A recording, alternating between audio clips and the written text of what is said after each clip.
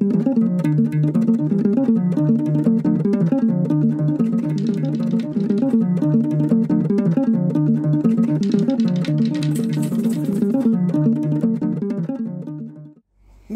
et messieurs, chers professionnels des médias et de la presse, il est des journées qui ne sont pas seulement commémoratives, des journées que l'on ne se contente pas de célébrer, mais où l'on interroge le présent, où l'on pèse les silences, où l'on se souvient de ceux qui ont parlé et parfois payé pour que d'autres puissent entendre. La Journée mondiale de la liberté de la presse, ce 3 mai 2025, est de celle-là. Elle est d'autant plus particulière que c'est à cette date que notre président de la République, chef de l'État, son Excellence Brice Clotaire Oligui Nguema, nouvellement plébiscité par la population, va être investi pour conduire notre pays durant les 7 prochaines années. Rappelons que lors de sa prise de pouvoir en septembre 2023, le monde de la presse est la première corporation qu'il a tenu à recevoir. Et lors de son discours d'investiture, c'est aussi cette corporation qu'il a citée en premier, parce qu'il a bien compris que la presse joue un rôle fondamental dans la construction de l'inclusion sociale, pilier de la politique qu'il avait choisi de déployer. Cette journée mondiale de la liberté de la presse intervient à un moment grave. Grave pour le monde, car jamais depuis plus de 20 ans, la liberté de la presse n'a été aussi menacée. Selon Reporters sans frontières, le contexte mondial est désormais qualifié de difficile.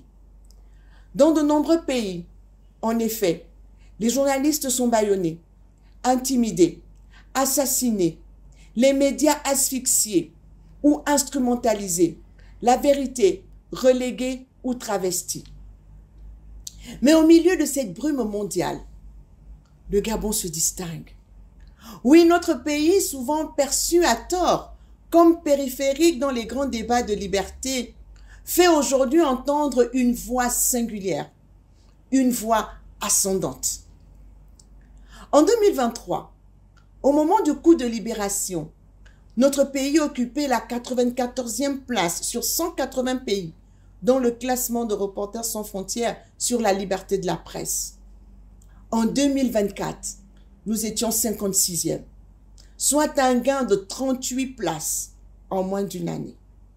Aujourd'hui, en 2025, nous sommes 41e, soit un nouveau gain de 15 places, ce qui fait au total un gain de 53 places en moins de 2 ans dans le classement de Reporters sans frontières sur la liberté de la presse.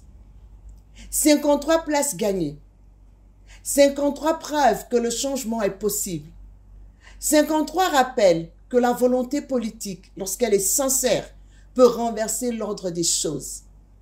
Aucun pays au monde n'a jamais réalisé une telle avancée en si peu de temps. Ce progrès n'est pas le fruit du hasard. Il est la traduction concrète de l'engagement du président de la République, chef de l'État, son Excellence Brice Clotaire Oligui Nguema, qui, depuis le 30 août 2023, a fait de la presse un pilier de notre pays.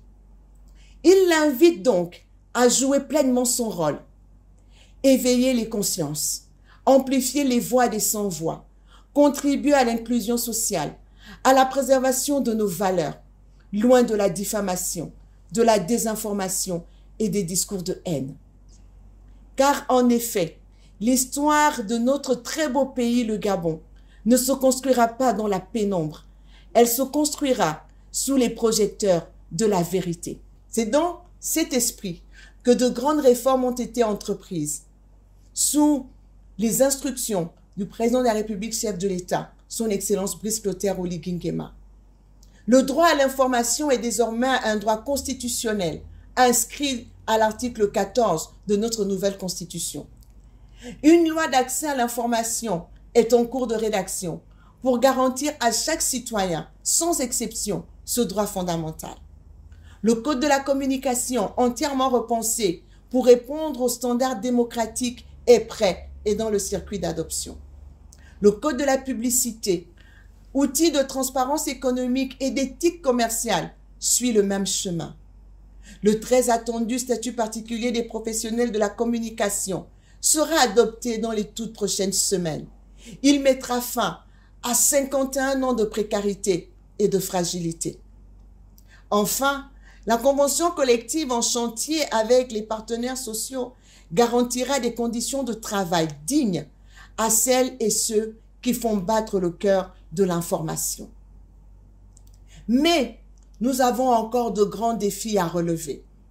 La couverture de notre pays en radio et télévision était de 22% à notre arrivée.